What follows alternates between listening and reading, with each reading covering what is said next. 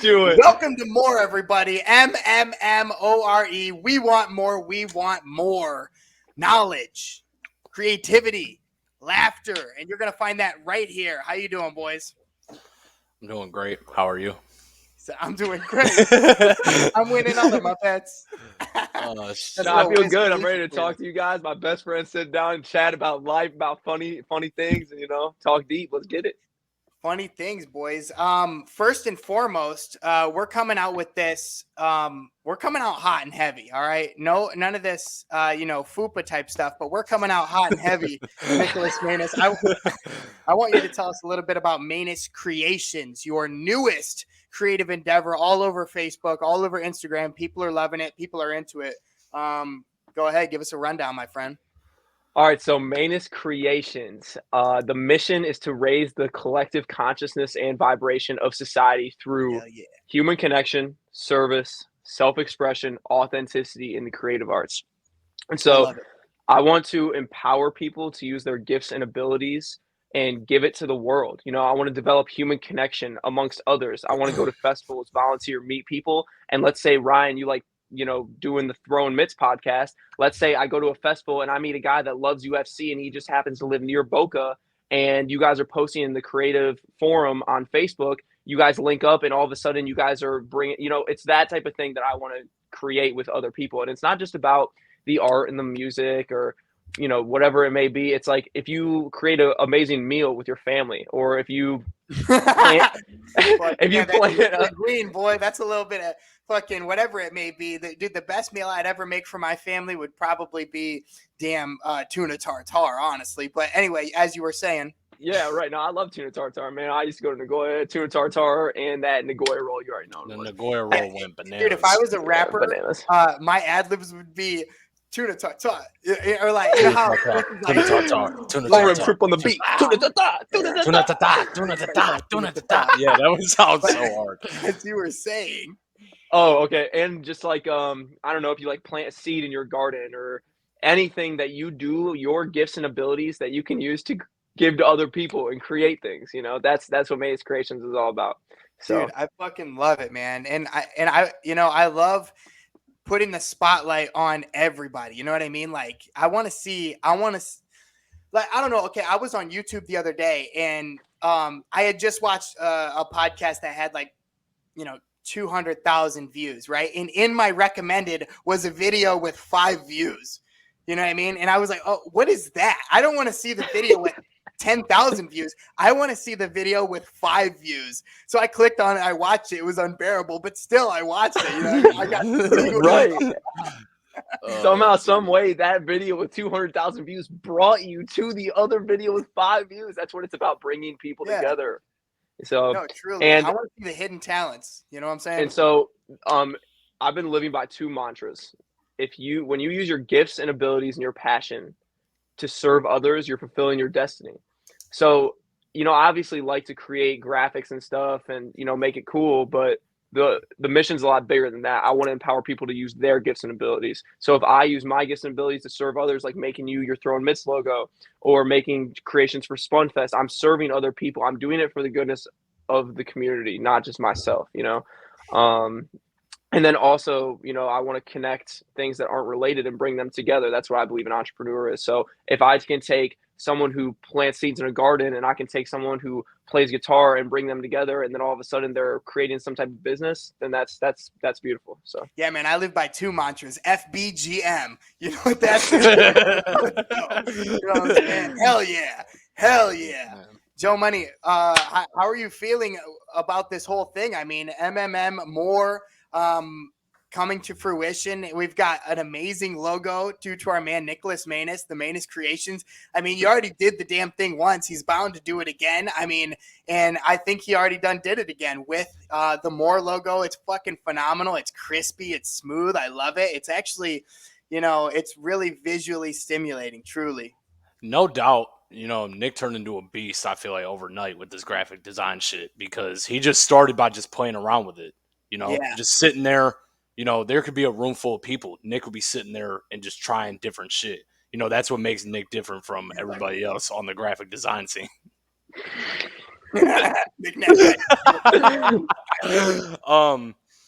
No, but man, this is something like I'm not used to, because I'm not used to necessarily people coming together and, using real creative and genuine ideas with each other because, my family is very closed-minded. So I feel like the way I was brought up sometimes was definitely different. But now that I'm older now and I'm doing different stuff and I want different for my life, I think I want more. I definitely see this going a long way. I love it, man. I do too. And honestly, I wouldn't rather want to do it with anybody else than my two best friends. Got so much love for you guys, and we're going to make it out. Not make out. We're not making out. No, we're going to make it out. Aw, darn, that sucks. District 12.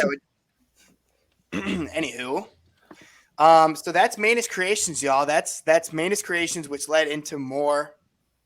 And so what we want to do is more is like the parent company in a sense to everything that we have going on underneath that. So my creative endeavor is Manus Creations. And I just explained a little bit into that. And eventually we'll get more into, deeper and deeper into the mission that I hope to, do in the future. But Ryan has his creative endeavors, and then Joe has his creative endeavors. And then we all three come together and make this podcast. And then maybe Ryan and I will do something. And then Joe and Ryan will do something. And then we'll have other people that we bring on that do crazy creative things, So the sky is not the limit. The next planet isn't the limit. The universe is limitless. And that's what we plan to do with more. We're going to be the next iCarly. Yeah, man. Okay, let me ask you this. Wow, this was a lot of fun, yeah. Let me ask you this, guys. If you had to go in a building with 1,000 floors, right? 1,000 floors, would you rather? And it's a very beautiful building. It's made out of glass, and it's right in the middle of the city. It's absolutely gorgeous. Would you rather go up an escalator 1,000 floors or an elevator?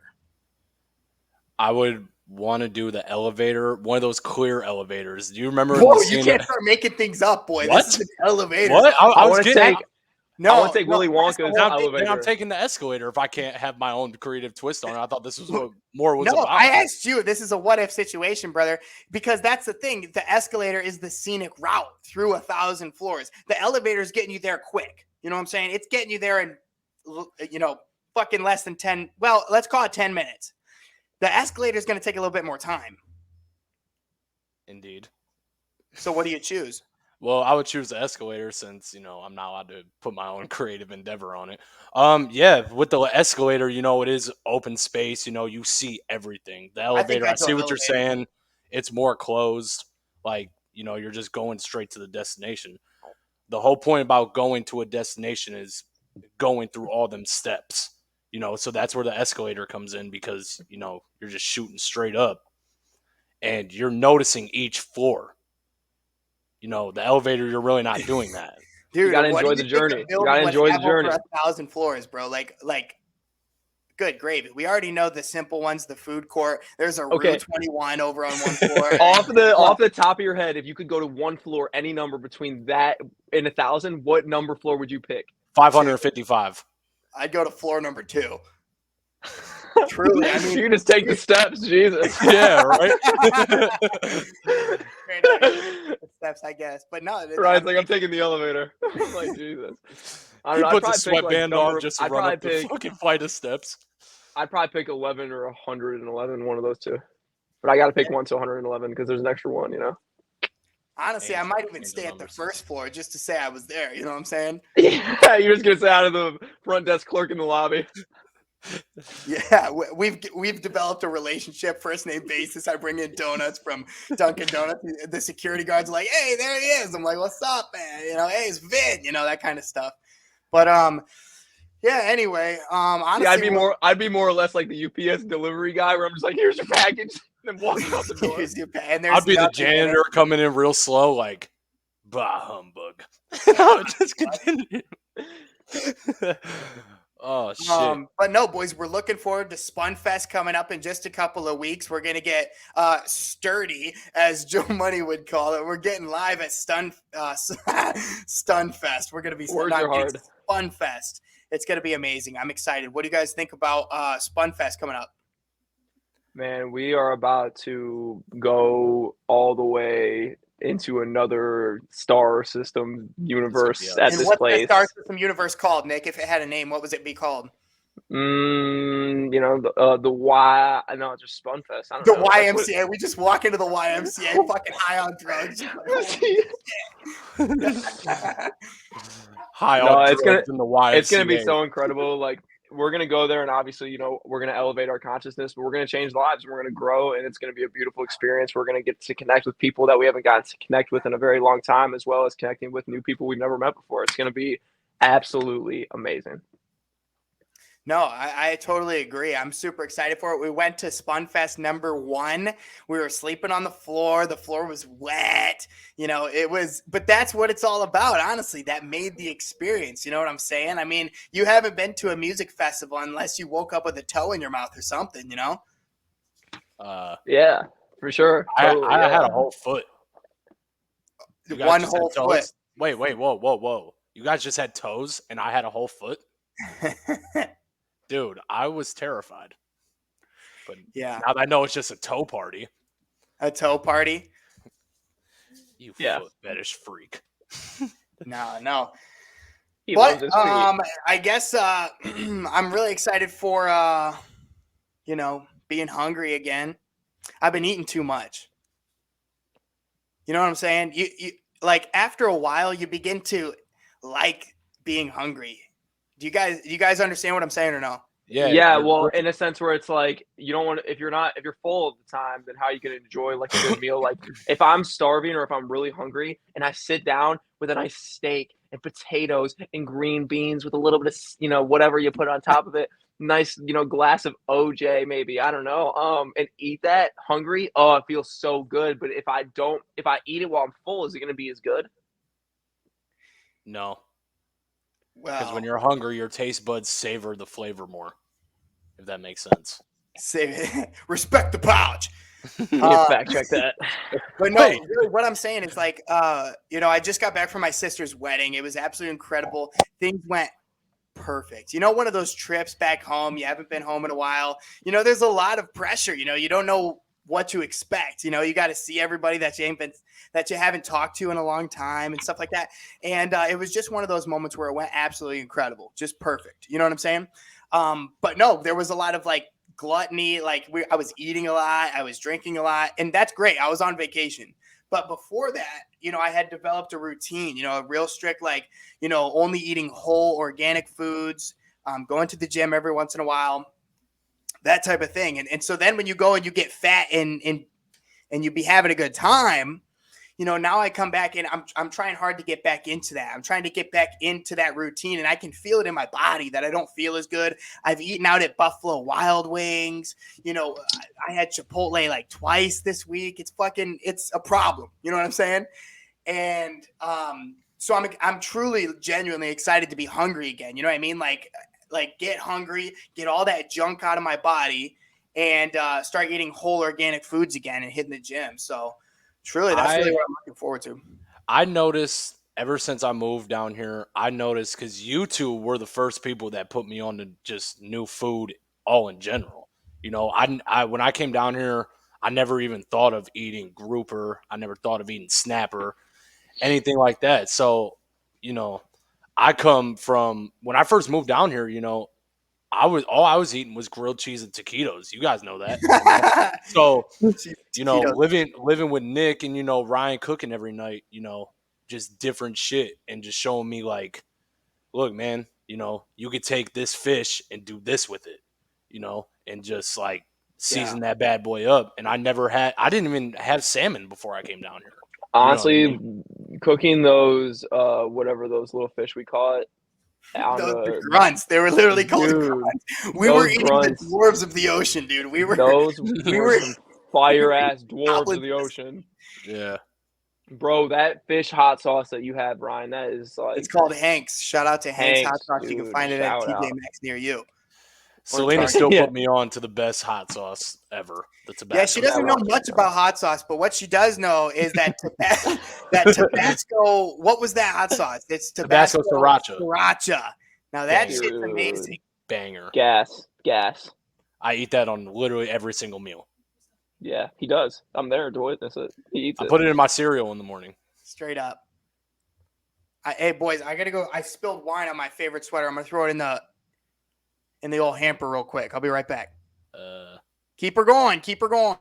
All right, so look, Nick, with this Spunfest, I feel that since me and you are doing more activities, we're doing more, like, I'm performing, you know what I mean? And you're doing your glow yoga and setting up a vendor tent. I think that's huge steps for us, me and you. I feel like, ever since, me and you moved down here and we lived together, we found out, like, more about each other in a way, like, Mhm. because We became more aware of each other and aware of ourselves at the same time, and because we spend so much time together, that we can like bounce off of each other's ideas and like put each other in positions that we think that will individually succeed. So if I'm like, Joe, I think that you're good at this and this is what, this opportunity could lead to, you should try this, you know what I mean? You do that and then you give me an idea, you know what I mean? And it just yeah. bounces back and forth. And what's good with me and you is that we're honest with each other. If we're like, nah, man, we think you could do better. I think you could do better on that. And you would do the Yeah, same thing to me. You know what I mean? Like, absolutely. um, with the whole Manus Creations in general, you know what I mean? I feel like, without saying this in a selfish way, I feel like I was a different eye to your projects. For sure, man. The thing is, like, this is cliche, but I really couldn't have done this by myself. Like No doubt. with the people I've met in my life, the experiences I've had, you know, has led to this. Without you giving me ideas, without my friends, you're a combination of the five people you're surrounded by the most. You know what I mean? And Hmm. you're like the top three people I'm surrounded by the most, pretty much. Yeah, You know what dude. I mean? Because we're with each other constantly. So, like, if it wasn't for you, you were the one who took the picture of my hand that I drew. Without that, there is no hand. You know what I mean? And Um, I agree. And I think with you, where I would say where you helped me out, you know me, like, I am creative, but it's hard for me to put pen to paper, if that makes sense. So yeah, with for sure. you, you know what I mean, I give ideas. You'd be like, dude, you could add this to that, flip this around, you know what I mean? And you, like, make me look at it in a whole different perspective. Exactly, and I think that is the key to success in a sense, or one of the keys is when you're linear and you're always looking one way, then it's going to be hard to get things done. But if you just turn the angle and Hmm. look at it from this way, you know what I mean? It can open up a whole new door of possibilities. Like the hand was like going to be like something like this, right? Yeah. And then I'm like, okay, well, what if I put it like this? You know Yeah. what I mean? And then look at what it's become. Because So yeah, I thought of it like, I like the hand like this a little more because it's kind of like you're face on with it. That's what you got to do in life. No matter what you do, you have to go face to face, like, yep. head on with it, no And I matter think, like, what. with the hand, like, it all start like, really Electric Forest, if it wasn't for that festival, then none of this would have been happening. Like, I was up there watching Liquid Stranger, up at the front, on and doing what I was doing, Mhm. and I just was dancing, and I stuck my hand up in the air, and I looked down at my hand as I was dancing, and I'm like, "Light bulb." Logo, because I was thinking about like what Ryan and I were trying to create before with Pax More, increase the peace and all that. And I'm just like, all it took was one motion, one movement, one thought and idea, one experience to create this chain effect of things. And I was like, okay, a hand is so simple, but yet it's so powerful because Correct. we do everything with our hands. It all starts with our hands. We create with our hands. We draw with our hands. We make peace. We love. We do it all with our hands. So it's Yeah. like if you're it's different because it's like coming out, but it's in a sense you're reaching up. The Mhm. sky. You're reaching up to the sky, to the stars, to the universe. And I felt that in that moment when I stuck my hand up, I was I downloaded something from the universe. Like this is like I know I'm supposed to do something like this. I don't know what this is going to manifest into. I don't know if it's going to be a graphic design company. I don't know what it's going to be, but I just know that by following my intuition and my gut and doing what I feel like is right, then it will manifest into something beautiful. Like it's an idea manifesting into form. That's what it is. I agree. I do think, because, with the hands, that's a part of the five senses that we have. Like touch. Mhm. That's That goes a very long way. And with the hands, if you notice, like how you said before, everybody does things with their hand. We dance. Even when we're in a certain type of element, there's some times where you just shut your eyes and just put your hands in the air. And you Because feel that shit. You you can feel it. feel that Because shit. energy never lies, bro.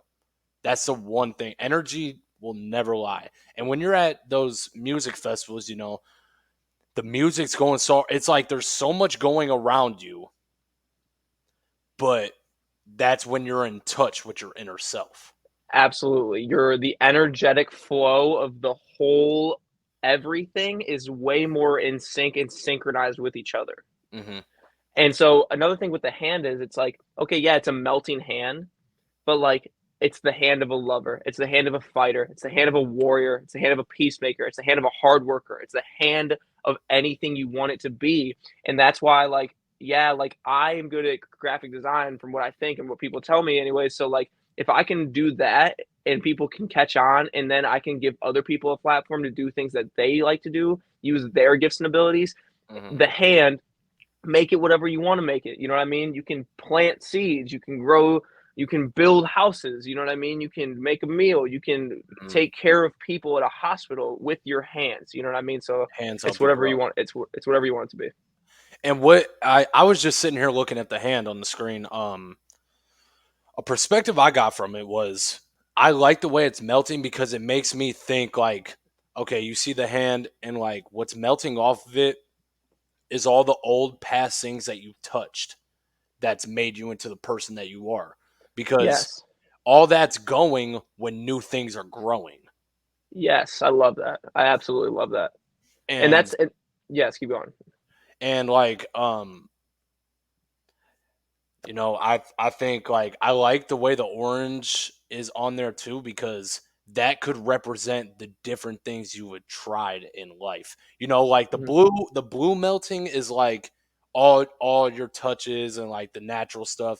The orange could represent like stepping out of your comfort zone. Yeah, new And doing beginnings in something a different sense. with your hands. Like, okay, for example, when we were kids and your grandma or your mom was like, okay, help me pull these weeds.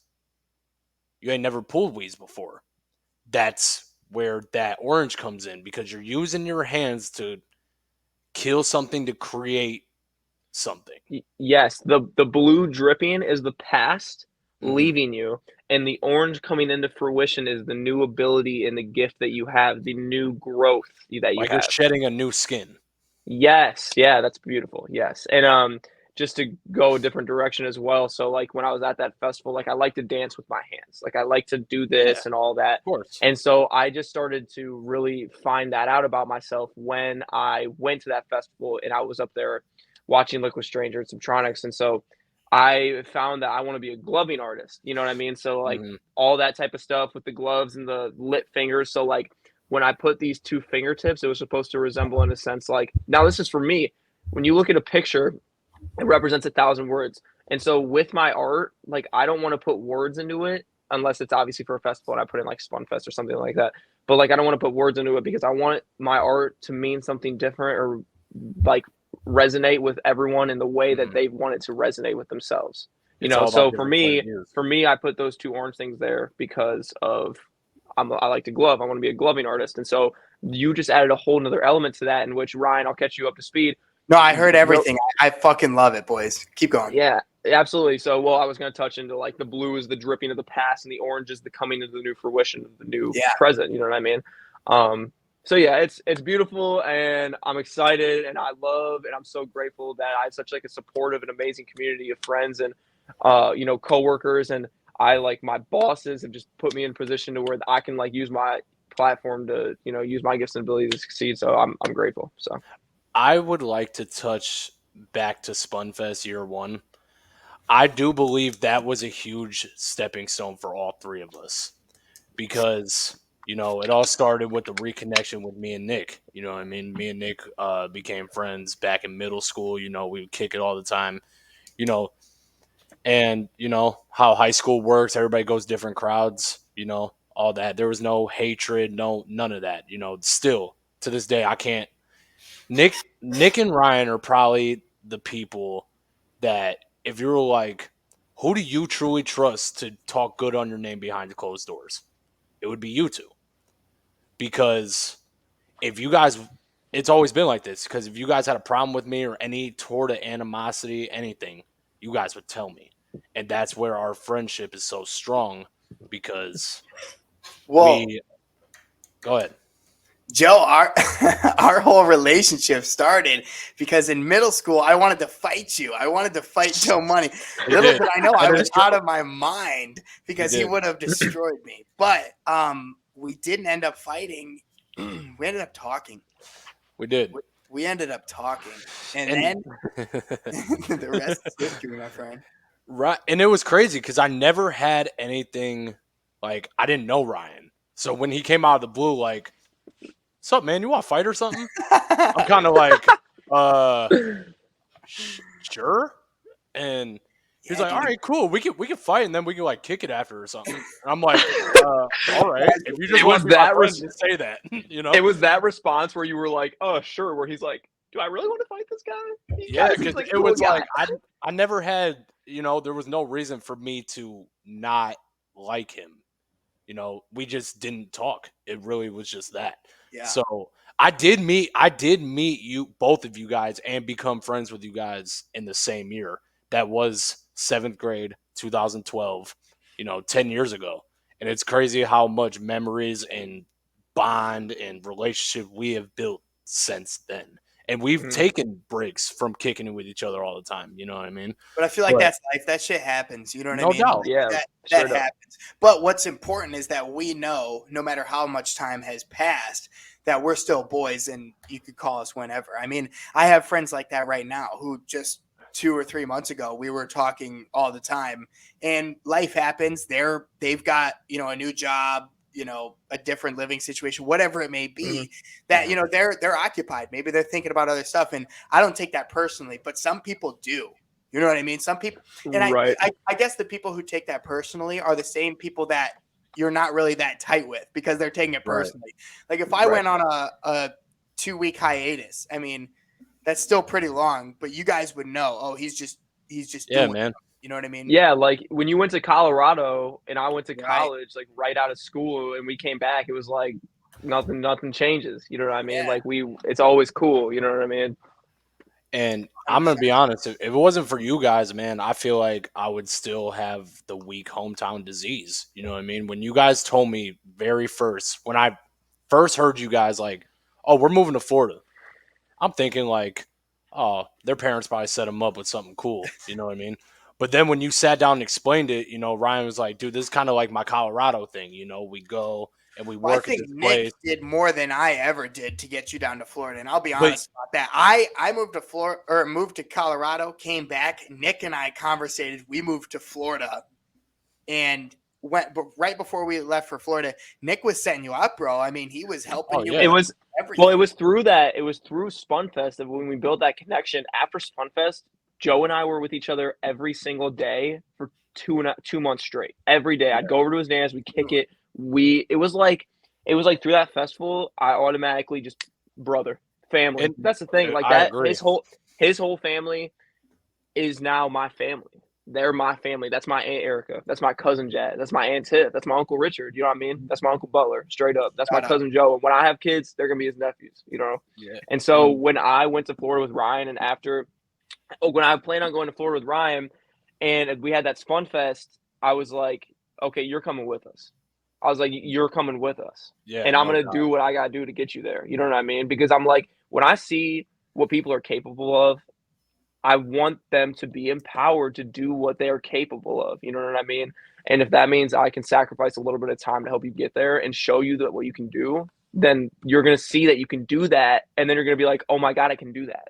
I mean, and then that's full circle. That idea is full circle with the whole Manus Creations and more. I mean, we want to be a multimedia hub, where other people can show off their talents and other people can show off what they've got.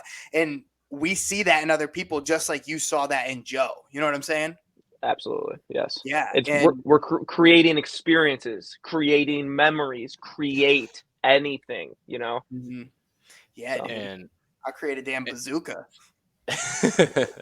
I do think, you know, when we was kicking it that 2 months straight, you know, like I feel like us three, anytime there was some sort of event, we were going together. You know what I mean? Like, Oh remember yeah. when we went? Remember for that little bit, that straight month, every weekend we was in BG, just beating everybody and drinking games, and we was all like, Yeah, and we were the real winners out of that, huh?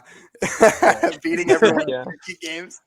We're the Yeah, real That's man. so crazy to think I'll never like play a game of Boom in my life. LOL. You know what I mean? Straight up. You think you'll never play another game of Boom in your life? Unless there's water in the cup, because I don't drink. You know what I mean? Like I Oh don't drink. shit! You know what I mean? So no, I haven't drank since the beginning of February. So whatever that is, 7 months. At least 7 or 8 months. Yeah. It's so crazy because like I don't even like when I made that transition, it was like just something just went off in my head, and I'm just like I don't even have an urge to do it. I don't think about drinking anymore. You know what I mean? And but the thing is, I'm not judgmental to people who drink because it's just like I know that it's not good for me. You know what I mean? But if people can drink and have fun and do their thing, that's cool. You know what I mean? But for me, like alcohol is just not a part of my life anymore, and you're completely not even bothered by it. And I never had a problem like with cigarettes, dude. I could smoke like a pack in a week and then just be done. You know what I mean? Never, I like it. I don't have that fire burning inside me. That's like that itch, you know, I don't have that itch to scratch. Same thing with alcohol. Well, with weed, I didn't really have it with weed. Like when we were on probation and whatnot, dude, I dropped that shit like a bad habit, had no problem. But, I guess it's like other things, man. Like, I don't know. Since starting up like throwing mitts, dude, like even just like petty $10 bets, dude, it gets me fired up. And I noticed that early. Yeah. And I noticed that early on. I noticed it before it's a $200 bet. You know what I'm saying? But I noticed that these $10 bets are getting me off. And so it's like already like I have the awareness of I'm like, okay, like I know if I don't watch this, it could just be a problem. You know what I'm saying? For sure. But I think I've had that realization recently, and I'm like, okay, just like with alcohol, I'm done with that. Like, as soon as I can be aware about it and say it out loud that shit is not for me, I'm done. You know, and throwing mitts isn't a gambling show. It's just me picking the fighters of the UFC cards. It's not necessarily I'm telling people to put $50 on Joe Schmo over here. You know what I'm saying? So it's like I don't need to partake in any betting because that's not what my show's about. Yes, right. For sure. Absolutely. And I think for me, I'm reading this book called Awaken the Giant Within by Tony Robbins. Shout out. And he talks about, and at the time I didn't know this was why I didn't want to drink anymore and why I stopped drinking, but you have this negotiation with yourself every time you make a decision, whether you want to gain pleasure or avoid pain, right? And so in that moment, subconsciously, I had this decision I made right then and there that I was not going to let alcohol cause pain in my life anymore. I was not the pain of alcohol and the things that it was doing to me and blacking out and not remembering shit and then waking up, wasting my time and not, holding me back. The pain of that was greater than the pleasure of going out and having a couple of drinks and then like end up blacking out. And it's not even that like I'm itching to drink. It's just like when I start drinking, I can't stop and then I black out and then I wake up and I feel like shit and don't remember anything. And I just don't want to live like that, and I know that alcohol, and Joe and I were just talking about this. Joe, I want you to read what you said about alcohol and and like the read it right now. Read it. Just read it really quick. And while he's pulling that up, I think that's really a testament to the awareness that not only, me and Joe have, but that you have, you know what I mean? Like of realizing, oh, this doesn't serve me. I have no reason to give it any attention in my life. You know what I mean? And I think that's really a testament to your awareness, my friend. For sure. No, self-awareness key, but go ahead, Joe. So before I read this, my thoughts on drinking is like the same as Nick's, but very different. When I get drunk, I get too loose. So what I mean by loose is like I don't like when people talk a certain way to me, if that makes sense. Like, you know how people get drunk, they're like, "Oh man, you're a bitch," or something. That for some reason, when I'm drunk, that's like, it's like, bro, I feel like you're using fighting words towards me, and I get instantly mad. That sounds like the opposite of loose. Opposite of no. What it is this I'm is not what saying it is. He's not saying lose. He's saying you lose the fear of doing things. That's what it is. So the fear of fighting in a bar sober is not as great anymore when you have a drink. So you have 3 drinks. You're in the middle of a bar in front of a ton of people. You don't give a fuck. You're gonna fight them right there. But if you're sober, you're like, maybe not a smart idea. You know what I mean? So right. Maybe meet him at a Denny's, talk it out. Yeah. But anyways, Joe, read that thing, and then we're gonna talk about it and touch on it. Okay, so this says the same way psychedelics are a portal to higher frequencies. Alcohol is a portal to lower frequencies. When drunk, you likely chases pleasures mindlessly and lacks self-control, quite literally possessed by your lowest self. Limit or avoid completely. Stay high, tea, jacked, and happy.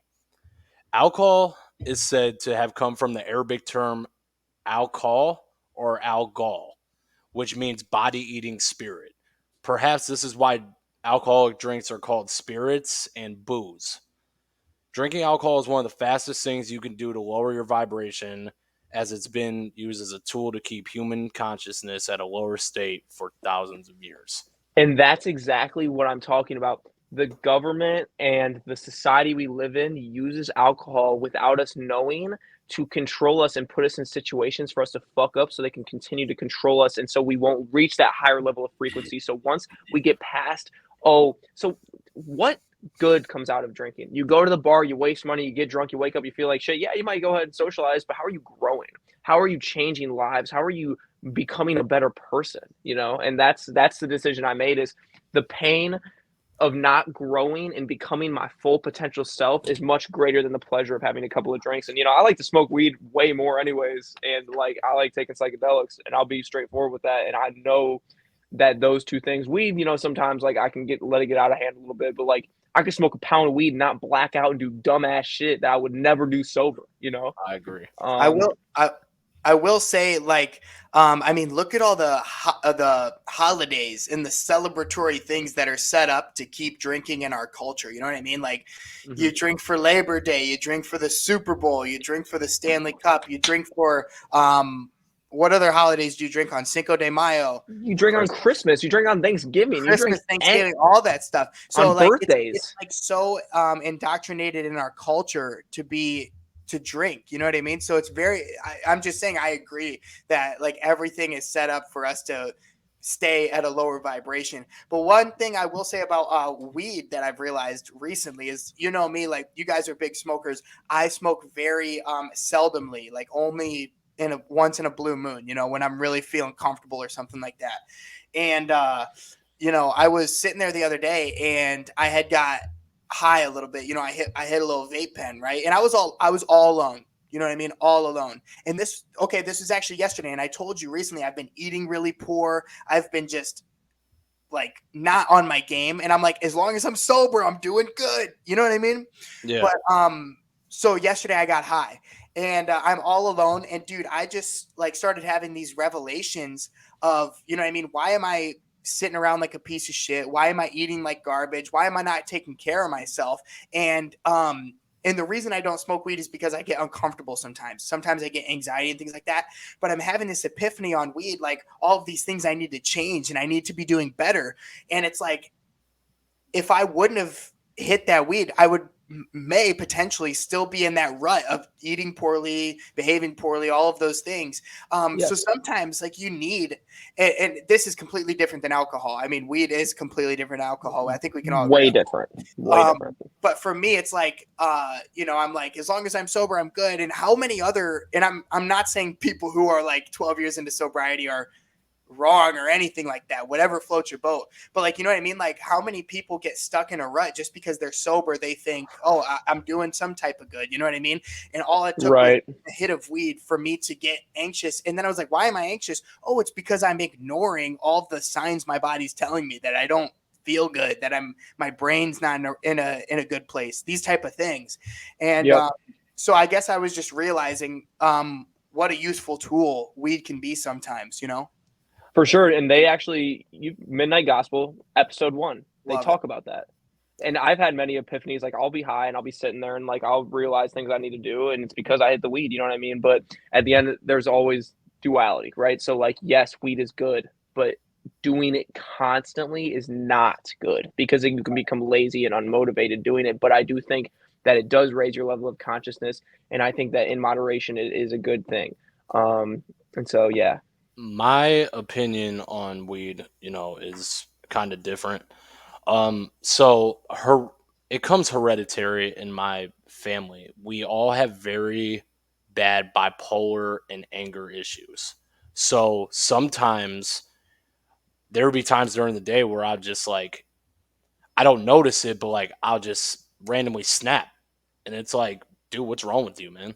Like, we're just sitting here chilling. But like once I hit that weed, it's just instant like, okay, now I can say what I wanted to say without feeling like I'm yelling at somebody or making them feel some type of way.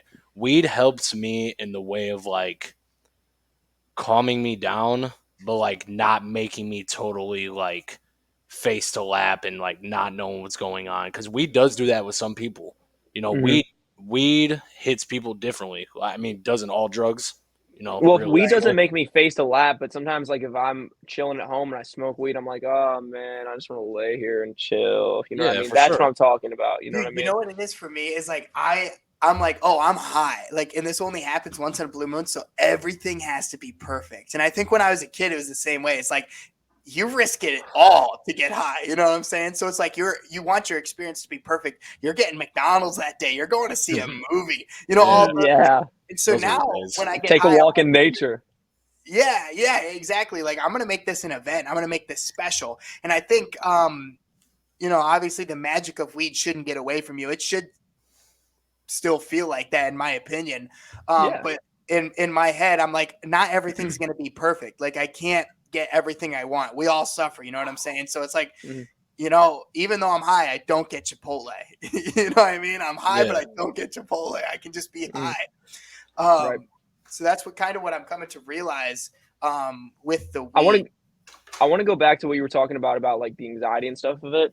So I think that anxiety arises when we resist, right? And I think that in meditation and in mindfulness, when you like sometimes you wake up, you know what I mean, and you feel like there's moments where you could feel good, and then all of a sudden you just feel weird. You know what I mean? But when you resist that weird feeling, you feel worse.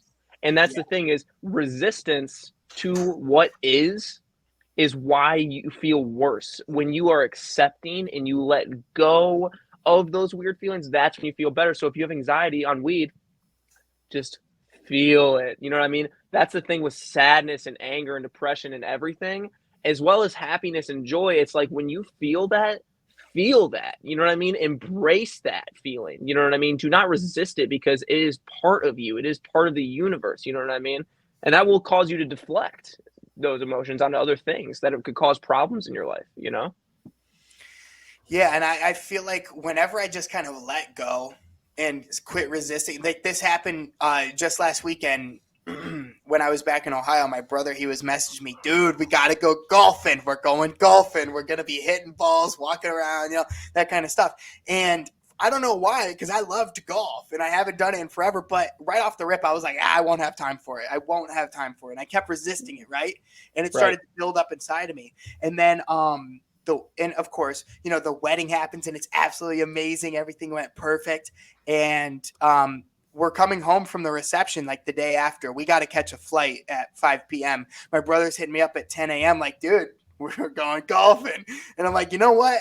We're going golfing. And dude, Yeah. as soon as Yes. I let go, Yes. as soon as I just opened up to the experience, we went, had an amazing time. I won by one stroke, and we ended up, he got meatloaf. I got a nice French dip sandwich, and everything was okay. You know what I mean? So it's Yes. like as Yes. soon as I start to give in and just release that tension and just give in to the opportunities being brought to me, everything turned out okay. And so I'm working on just letting go and kind of giving in. Obviously, where it's due. Obviously, I'm not going to do anything I And shouldn't I be doing. think I think a really good way to get used to that is by just approaching everything with a curious and learning mindset. So it's like, what can this experience give me? What can this experience provide for me? How can I grow from this experience? Oh, well, I want to sit here and just be comfortable in my own way, but this person is offering me an opportunity to do something. And through that experience, I could meet someone new. I could grow my business. I could, develop a relationship with someone, just being open-minded. Mm-hmm. And that's where kind of like the being uncomfortable is good, because when you're uncomfortable, that means you're growing. Not you've played golf a million times, but like you were just thinking like, man, do I really want to just go and get out there? And Nick, this is something that Nick taught me, since I lived out here. He's like, bro, the hardest part is just to get there. Like actually get up, let go of all that shit that you're feeling and to do it. That's the hardest part. And then 9 times out of 10, you go. Like, there's days I like, dude, I don't want to play basketball. And I'll go up there and score 15. You know what I mean? Yeah. It's like, could have one of the best hooping sessions you've ever had, Yeah, and there has been times, where I'm like, no, I'm not going. You know what? I'm gonna force myself to go. And I go up there and I'm beast mode, So it's very like eye-opening when you do stuff like that. Certainly. I love it, man. I truly love it. And there's something about what I think we were talking about earlier, like being comfortable in discomfort. Getting uncomfortable with being uncomfortable. Getting comfortable with being uncomfortable. Correct. Yeah. Go ahead. It really is. I mean, that's exactly how you grow, is you break through those boards. You know what I mean? I envision it like somebody doing karate and they have like the 12 boards and they're holding them and they just punch through it. You know what I mean? Mm-hmm. And then Selena is all into yoga and things like that. She took me to a full moon yoga session on the beach. And I think I told you before this, Nick, and I was like, I'm going to this full moon yoga session on the beach. And it's not that I wanted your advice or anything. I was just had to tell somebody I'm going to be open to a great experience. I'm going to be open to a new experience, and I'm going to go in there with no expectations. And by golly, I did that and had a revolutionary time. Truly, it was amazing. Yes. So I think those are really opportunities for growth. And I think that like saying things out loud, by you saying to me, like, I'm going to have a great time, I'm going to have a great experience, no expectations, I'm just going to be and take it for what it is. Saying that out loud gets you out of your head and it makes you feel better about it. You know what I mean? So like when you're all up in your head and your brain, you need to disassociate from your brain. Your brain and the shit going on up there talking is not. You are not your thoughts. You are not your thoughts. Yes. There is I, and then there is the self. And I am not the self. You know what I mean? So if I say things, then I feel better, I agree. I think that's one of the things that I am currently struggling and working on is there's sometimes where I sit at work. I work a very boring retail job, right now. So there's sometimes where I'll sit in there, I don't get any customers all day and I don't have nothing to do. Sometimes I will literally overthink myself into anger. Mm-hmm. And that's where, I recently just started journaling. At first I was like, you know what, I'm not going to journal. My handwriting's sloppy. I don't want to just look at that eyesore. So when I started, the very first time I wrote in there, I wrote out, Nick, I wrote out 15 things, you need to learn, and it's like, for example, I can only control my emotions. So like that goes for like, if Nick feels some type of way about something, I could try to persuade him that it's going to be better, but like I can only control my thought about it. Nick will come to realize his own thoughts, because that's all he can control is his own thoughts, his own emotions. I can't control it. I can't force Nick how to feel something, because deep down you could be like, yeah, I feel you. But do you really? You know what I mean? Do you really feel somebody? Like in a lot of things, 9 times out of 10 it's no. Because some people are just afraid of disagreement and or conflict. So that's why they're just quick to automatically agree about stuff. We're the beautiful exception though, because 9 times out of 10 we feel that. You know what I For mean? sure, Like, I yeah. feel like, and when we, and we'll get into like the whole St. Pete thing and like our plan at some point, but like when Joe and I are together, and even when Ryan and all of us are together, you know what I mean? But I'm just talking about from what we're doing right now. Like, we are on the same frequency all the time. You know what I mean? Like, there's moments that we have, all of us three, where like we'll notice something, and then, you know, when we're like, we all like simultaneously look, we're all on that same frequency. You know what I mean? And I feel like because we're so close, because we love each other so much, that we're always like, we're usually, you know, we know we feel each other. But is that for the outsiders though? You know what I mean? For what you're saying, you know what I mean? Like, absolutely, you know. See, like I agree 1,000%, Nick. And an example, like, you know, when me and Ryan were on Put in Bay, you know, we would barely see each other, you know, but like when we did, we'd sit there, chop it up. But I knew, I was like, there's something off about Ryan.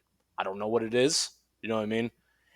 But like the last night before he left, you know, we were sitting there and he was oddly very quiet. You know what I mean? Me and Ryan are never quiet with each other. Me and you are never quiet with each other. Us three are never quiet with each other.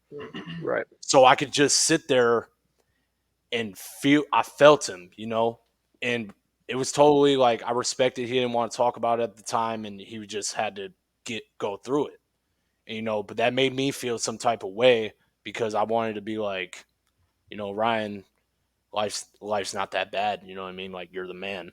But like, you know, he was battling his own demons at the time, and we all were within the past year and a half, 2 years. You know, we all had Yeah. different demons we had to fight. Like, you know, when I got let go of Ocean Reef, for example, like, you know, while I will always appreciate you two and Selena, because when that happened, Nick, you got straight on the phone, called anybody you possibly could. Like, what can he do? What can I do? Whatever, you know.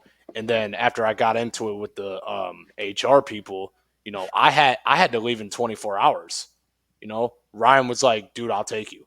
You know what I mean? I'll take you to the airport so you don't have to worry about nothing." Yeah, that whole You situation was know, that bullshit. whole situation was definitely bullshit, and it definitely brought me demons because that made me feel like, wow, my friends just put me onto a whole new life. I'm enjoying this life. Why does it have to go this way for me? Is it because I can't do it? Is it because I'm not able to do it? And I was like, you know what? Fuck that, because I can. You know, I came Mhm. home, I was real down on myself, real depressed. You know, I started making music and all that stuff, which as kind of a coping mechanism, because I didn't really have anybody to really talk to like that. Like, I could talk to my family about it, but what are they going to say? Oh man, try next time. Like, no, I don't Mhm. need that. I needed somebody to be like, bro, fuck that. You can go anywhere. You know what I mean? Yeah, And straight that's up. and that's and that's how you two were to me. You know, And you um, proved that to yourself. Like, even though what happened, like, you proved that you could go out to Florida. You did it. You know what I mean? It didn't work mhm, out, but that all comes back to everything happens for a reason. There are no mistakes. There just is. You know, it just Yeah. is. And if the things that had happened in our life didn't happen, we wouldn't be here. Every single little thing, every single decision. There are no mistakes. There are no regrets. And once you realize that and let go of the past and forgive, then the opportunities and beauty of the universe opens up because you just come to all these revelations, you know. mhm. Yeah, that's what I was gonna say, man. At that time, it wasn't for you, and your spirit guides, whatever it may be, whatever it was, knew that, and you had to make room for something else. And I mean, at the end of the day, you know, I've been through a lot of shit in my past too. Some shit I would never want to go through again, but I No wouldn't doubt. change any of it because it led me to this moment. It led me right here, exactly where I am. And honestly, you know, I wouldn't trade it for the world, truly. You Uh, wouldn't be sitting right here, you know. right, right. Yeah, you wouldn't be sitting where you were today. So, all of those things helped you grow. All of those things made you who you are today. And at the end of the day, you know, sometimes you gotta grow through what you go through. You know what I'm saying? But Um, Absolutely. one of my favorite lyrics, you know, and I like to refer to music a lot in lyrics because, you know, people say we do live the same life. I would only agree to that to a certain extent. Do I believe everybody has to battle depression in their life? Yes. Do I believe everybody has to mourn with a death in their life? Yes. So when people say things like, one of my favorite lyrics is, if I could do it all over, I would make the same mistakes because all that fucking over made me who I am today. Yep. Period. And like when I first, like back to the Ocean Reef thing, I was just like, bro, I'm garbage. I'll never amount to nothing. I was real down on myself, Right. But then, I kept listening to that same lyric. And it's a Kodak Black lyric. Okay. So I kept listening to that and I was like, you know what? That is true because I wouldn't be me if I didn't go through what I went through in the past. And that goes all the way back to birth. You know what I mean? With all of us, we wouldn't be who we are without the sadness we felt, the anger we felt, the depression we felt, the happiness, the, adrenaline, everything. We wouldn't be and that us. and right, and that's what life's about. Like, how are you gonna learn to appreciate the highest of highs if you don't learn to appreciate the lowest of lows? You know what I mean? And if tell me if I'm wrong, but like when we cry, I mean, like afterwards it feels good. Sometimes I'm crying and I'm like, I need this. You know what I mean? It feels good. Just let it out. You know what I mean? That sadness, that hurt, that fear, that anger. And then when you learn to let go and feel it, then you feel better about it. You know? Yeah, and I think sometimes, I'm not gonna lie, like sometimes I do feel the need to cry, and there's sometimes I'll go back in the room and I'll try. I really will sit there and be like try to like build it up, but sometimes it just doesn't come out, and like it makes me feel kind of like a little more angry that my emotions won't pour out. But it's always the unexpected cries that help you the most. Yeah, I can't remember the last time I actually like cried, sobbed. Like, you know what I'm saying? I remember, dude. I cried, sobbed. I remember when Sarah. I cried and sobbed last week, dude. Because honestly, like I was sitting. I forget what day it was or what transpired that day, but I was sitting on the deck and I was the only one home, and I was just sitting on the stairs. And like from where we live, you can see just like out into the sky, and like I was just sitting there.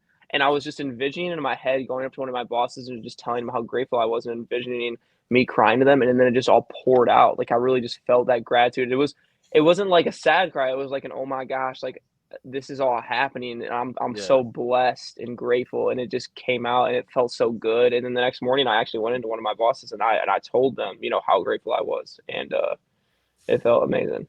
That's beautiful, man. I love that. And yes.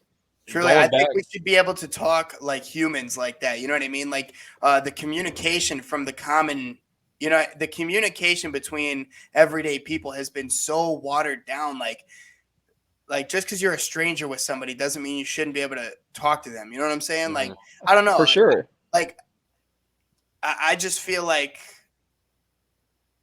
maybe it's been this way the entire time. I don't know. But I feel like people are so disconnected nowadays. Like you can't really be personable, or like some people you can. I mean, don't get me wrong. But like some people are just so they can't receive the emotion of a stranger. You know what I mean? When I feel like we've lost the sense of community or the sense of oneness between human connection. Yeah. And I think it's sad because of and here's the thing, it's the world we live in, and what we're doing right now is a good resource and a good thing we're doing, you know what I mean, with this podcast, but like it's the phone. You know what I mean? When you're walking down the sidewalk, right? Sometimes don't you get a feeling where you're walking towards someone and you're like, oh, I don't want to, and so you'll look at your phone. You'll try to avoid that. You know what I mean? But now I look him dead in the eye, honestly. No, straight up. Now it's different. You know what I mean? Now I'm just saying, like, from my previous experience leading up into this, but that's what, obviously, like, I like to go to festivals for the music and the fun and all the other stuff that comes with it. But like, that last festival I went with, it made me learn to appreciate human connection. So like I'll be sitting there hanging out with Erica and Jazz, and then like I'll just be like, all right, I'm gonna go walk now, and I just go off on my own. And the people I've met, the connections I made relationships. I still talk to people to this day. You know what I mean? Real conversations. You know what I mean? Depth. Love is exchanged with random strangers. I think that the term that's expected at at a festival, a concert, for sure. But again, that's why I think that going to those is so powerful. Is because if you use the things that you learn at those festivals into your real life, you see the magic unfold. So yeah, it's human connection. That's why Manus Creations, the 5 things I talk about, human connection. That's why it's the number one thing. Human connection, then service, giving to others, self-expression, letting being yourself, authenticity to the fullest, and then creative arts comes last because that's what we do to do what we do, but that's not the mission. At the end of the day, man, as long as we're good people in life, in which we us three, not to ride on our own high horses, but we are great people. I think it all started with the festival. You know what I mean? I feel like us three could walk, for example, we could walk into a random party somewhere in Cuba. One of us is going to walk out of there with some sort of connection, some sort of story. Yeah. If not one of us, all of us, Mm-hmm. And I think that's a great trait we have. Just being able to talk and feel, even for strangers. You know what I mean? So I think that the don't talk to strangers thing is very overrated, unless it's obviously for children. You know what I mean? Like, you don't want your child going up and talking to some random, grown adult alone. But yeah, no, I agree, Joe. Absolutely. Yeah, I was gonna tell a story, but really, you can't beat that. I mean, it's all love, boys. It's all positive energy. We've just hit an hour. What do you think? Should we keep her going, or do you think that's good for the first episode and more? Before we go anything, let's talk fantasy. All right. Well, let's just talk one thing real quick. I'm in a survival league where it's like I got to pick one team each week, and I picked the Broncos week 1 against the Seahawks. What do you think? Oh, win. Yeah. Sure. Win. You think they win? Sure. Yeah. All right. Yeah. I'm safe. I'm safe there. That's a good pick. Broncos are Russell Wilson is, has new beginnings there. You know what I mean? Yes. That could possibly be a championship team within the next 5 years. The Seahawks are essentially tanking. They can however, be a championship team within the next 5 years. Yeah, because they're not going to do it this year. Hell, right, I wouldn't put it past them. Matthew Stafford, first year with the LA Rams, went to the new team with a good head coach and won a Super Bowl. So I think that the Denver Broncos are going to be really good. I would say that that's obviously a win, but what out of the slate of games week 1 would I have picked that game? I don't know. Who would you have picked? I don't know. I would have picked. I would have picked Browns. No, I wouldn't pick Browns because there's a real chance that the Panthers could win, even though I think the Browns are going to win. I don't know. Can I run you through the games? Yeah, go ahead. All right. This is real. Like, I'm going to take you guys' pick. Actually, you guys can join the Survival League if you want. It doesn't we talked about joining. We're gonna join. Okay, Read us the games. So the games are week 1, Thursday, 8:20, the first game of the 2022-2023 season. Buffalo Bills versus the Los Angeles Rams. That's going to be a great ass game. Yeah, but Let's definitely go game by game who we think is going to win. Don't pick. Bills have an amazing defense. They have for the past 2-3 years. Yeah. But, who's the Rams are coming back from a Super Bowl win. They might have a Super Bowl hangover, though. They've been fucking celebrating and partying. But they're so good, though, bro. Like, they're so good. Who's the home? Los Angeles Rams. You know what I probably would have picked. Toss up. I can't even pick that game. I think that's going to be. I think that's sweet. Let me share the screen with you guys. I think week 1, Ryan, if you wanted an easy dub, I would have picked Baltimore over the Jets. I can still because the Jets are bad. The thing is, you want to pick. You want to save the good teams for the end of the year so that you don't take as big of a risk. Like, let's say I pick all the good teams and then I'm left with Jacksonville against the fucking Chiefs last week and then I'm fucked. True. See, I would pick go down. Let's go game by game here, boys. Next we got we picked Los Angeles Rams in that first week. Yeah. I'm gonna go Rams. I'll go Rams. I'll go Rams as well. All right. Cooper Kupp is the next game is the New Orleans Saints versus Atlanta Falcons. New Orleans. Yeah. And as you can see, both of those teams are garbage. They're gonna be terrible this year. Both of them. But the Saints have a better receiving core than Atlanta does. You know, they just got Chris Olave recently. And, Michael Thomas is back. Yeah, and who's playing quarterback for them now? Jameis Winston. Still poop. He's better than Marcus Mariota, though. The Falcons are tanking. Anyways, the next game, I definitely got San Francisco because Chicago's trash. Okay. Yes, San Fran is always a playoff team. They have been the past 2-3 years, so I will go San Fran as well. Okay. I got Cincinnati that next game. Same. Yep, you guys are on par with the rest of what people are thinking here. I'm not going to lie. I got Detroit. I'm going to go the Eagles. I think that Detroit is going to be a good team. I love their head coach is probably my favorite head coach.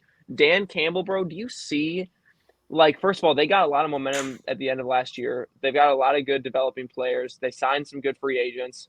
That coach, you can see it and feel it in him, bro. Those players lost so many games last year, but they played so hard for them. And I know that, like, obviously, you play hard and, you might not win, and that's not the end goal. You want to win, but, like, I really think Detroit, this coach, I believe in him.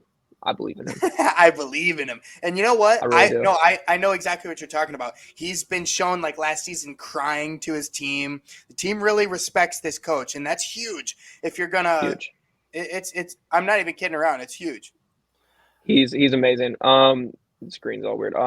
Next game, I got Miami. New England's going to be trash this year. Bad. And Miami, bad. Miami got Tyreek now. No, but the thing is, Matt Patricia is going to be calling plays for them. Matt Patricia was just the head coach of the Detroit Lions. He is a defensive specialist. They are paying $72 million for their receiving core, and they don't have a number one receiver. There is not another team in the league paying over $50 million for their receiving core. They are. What about who's the quarterback for New England? Mac Jones. Mac Jones, he did really well last year for his rookie year. He's overrated. Really? You'll see. This year you're gonna see. He's not that. And Miami just got Tyreek Hill too. Like, Miami is in Miami's new head coach was the offensive coordinator of the 49ers last year. And that's where the league is going, getting an offensive coach, good weapons. Miami wins that game. Okay. I got Baltimore. Yeah, Baltimore. I'm gonna take for the next game. I'm gonna take Washington. I'm going Jacksonville, man.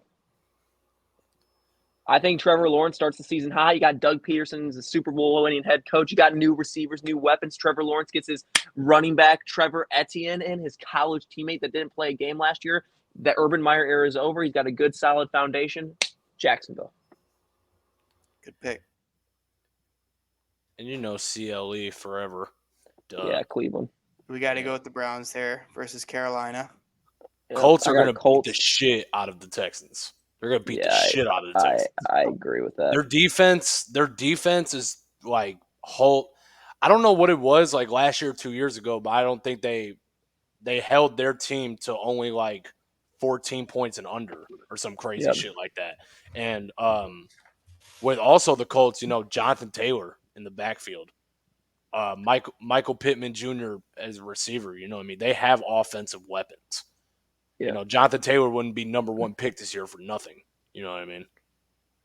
In fantasy. So yeah, I would take the Colts. Matt Ryan's a huge upgrade over Carson Wentz too. So yeah, for sure. The Colts got Matt Ryan. Yeah, they got Matt Ryan now. Cool. Oh yeah, and this is a no-brainer. The Titans. Tennessee. Well, I do agree with Tennessee. Now, I was actually thinking, Ryan, that might be the game to pick. I would probably pick Tennessee. Out of all the games so far, I would probably pick Tennessee over New York. Okay. Because New York is butt cheek. Daniel Jones is bad. And Derrick Henry's going to come and just run all over them, bro. Derrick Henry's going to do their defense so bad. But you're saying the Tennessee Titans over an easy win New York is the team to pick? I'll never be because Tennessee isn't going to be one of the best teams in the league, though. They're going to be an average team. They're going to be like a wild card team. You know what I mean? Mm-hmm. Okay. They're not going to be the 1 seed again this year. Gotcha. So you're saying it's a good pick. We don't need him in the rest of the season. But keep going though. We're not going to solidify that because I was kind of iffy on that because I don't really because New York's got an offensive head coach and there's always a chance early in the season that a bad team can get a good win. I think Green Bay wins this next one over Minnesota. Nope. I got Minnesota all day. Minnesota Justin Jefferson, Dalvin Cook. But like Green Bay does have that Allen how do you pronounce his last name? No, he's not good. He's a number 3. He's a number 3 receiver. He's got to be a number 1 this year, bro. They don't have Devontae Adams anymore. That's what I'm saying though. At heart he's a real number 3. So the Packers don't have a real number 1 receiver. And then the Vikings, their head coach was the offensive coordinator of the Rams last year. Dude, I'm telling you, I think the Vikings are gonna go. They got Dalvin Cook, bro. Justin Jefferson. Yeah. Diggs. Oh no, they don't got Diggs anymore. Do they? And they're home too. Diggs, yeah. Oh yeah, the next one's a no-brainer. Kansas City Chiefs, all day. Yeah, Chiefs. Yeah. Hey, what do you guys think about Arizona this year? Are they going to be any good? Honestly, Kyler Murray. Maybe borderline playoff team. All that noise in the offseason about his contract, I think it's going to get to them. I think that DeAndre Hopkins is suspended for most of the season. Well, he's suspended for most of the season, and which is going to hurt. And they're overpaying for their old defensive team. So I will go with Chiefs. So what do you think about Kyler Murray though? Is he going to be all right? Yeah, bro. He always is, bro. He's a good fantasy pick because here's the thing, Kyler Murray, he's mobile, but he be gunning that bitch downfield. You know what I mean? He got a fucking arm. He might have the best spiral in the whole league. Like when he throws that thing, like it looks pretty. So he's a beast. Next game, man. Honestly, I don't know Chargers. because Justin Herbert might be my favorite quarterback in the league. But I think that Derek Carr and Devontae Adams, I think that Derek Carr is a sleeper MVP candidate because they got Josh McDaniels, who was the offensive coordinator of New England last year. That's another reason New England's not going to be good. And they got Devontae Adams and Derek Carr connection. Like, I really think the Raiders, that's going to be a toss-up, man. I'll probably go with the Chargers just because they're home, but they're really not even home because they're playing in LA and they're playing in a new stadium, and so they don't really have a fan base yet. So I would say – no, you know what? Fuck it. I'm going Raiders. I'm going with the Raiders. I'm gonna go Chargers, man. I'm not gonna lie. The Raiders are gonna be nasty. That Carr and Adams duo, that takes it back to their college days, And plus they got Renfro and they got a good tight end. They got Delaney Walker. Is that his name? Yeah, man. Delaney Walker. That's And also, that whole college 1-2 punch in the NFL can get scary. Like, for example, look at the Bengals. You know what I mean? Joe Burrow and Jamar Chase. Yep. I agree. I totally agree. Next one, Tampa. Well, honestly, no. I'm going to pick Dallas. Dallas has offensive weapons for sure. Dallas is picked to win over 69%, I think. I would pick Tampa. I am not high on the Cowboys. I think the Cowboys are always overrated because they're America's team. So the NFL does better when the Cowboys are good. So therefore they want them to win. Therefore their numbers are skewed. That's why people think Dak Prescott is such a good QB and he's a good QB, but he's not great. He's not elite. He's good. He's a starter. But people want the Cowboys to be good because it'll make them more money. And so when they're like, oh, the Cowboys this year, they're going to be great. Then everyone's like, oh, the Cowboys are good, but they're not. They're not going to. No. They're never. But honestly, I think, Ryan, that you picking the Broncos over Seattle now, after looking at all that slate of games, you made the right pick. You did. All right. I would have picked the Broncos over Seattle for that first slate, so I would definitely lock that in. For sure. It's locked. It's locked in. Nice. It's locked in. Hell yeah. Fort Cardi. There it is. Pick them like pickles, y'all. That's all right. Well, when do I have to sign up? By the 8th? Yeah, before the 8th. I'll send it to you. Oh, wait. Okay. Yeah, send it to me too. Wait. Can I sign up now and then just Venmo when I get paid? Is that what it is, or do I have to pay on the thing? Well, I mean, Nick, even 2 days from now when we get paid, bro, it'll be the 6th, so we can still join. Exactly. We just gotta set a reminder. Remember, well, we will though because we're all gonna talk. So, but honestly, guys, we're almost done. I think that's a great way to cap it off right there, just sealing the deal with that Broncos pick. We had a great first episode. Like, Good stuff. Give yourselves a hand. Guys. Thank you so much. Give yourselves a hand. We definitely covered a lot, man. I think that was a badass first episode, and I can't wait for more. Me too. Hope you guys like it. Like, subscribe, comment, send it through the algorithm. Thank you. Love you guys. Namaste. Love you guys. Love.